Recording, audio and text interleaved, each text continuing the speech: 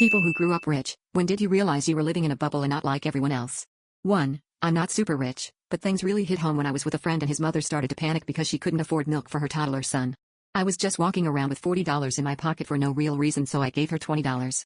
She was embarrassed to be taking money from a 13-year-old, but swallowed her pride for the sake of her children.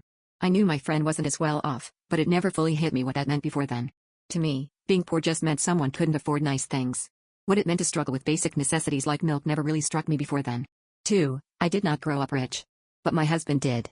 His sister once said I didn't know everyone didn't live in big houses until I went off to college. Apparently she led a very sheltered life. 3. Rich is relative. I grew up in a trailer park, so definitely not well off. Made a new friend one day and invited him over for dinner. Kid was blown away by the size of the hamburgers we were eating. And you could have another one if you wanted. Just typical 1/3 of a pound or so patties. We were poor, but they were rationing serving sizes poor. We had HVAC, they didn't even have window units. We didn't have holes in our floors/ceilings, it rained inside and out at their place. 4. When I started talking in school about the pros and cons of Disney World versus Disneyland, and people were like, you've been on vacation. Lucky.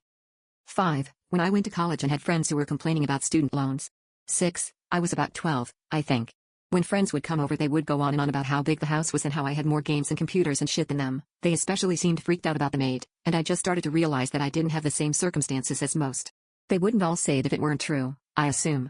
I did have other friends with money, especially when I started attending private school, but I didn't realize they were well off either. 7. Conversely, I remember a summer where me and my mom lived in a car and I thought it was the coolest thing.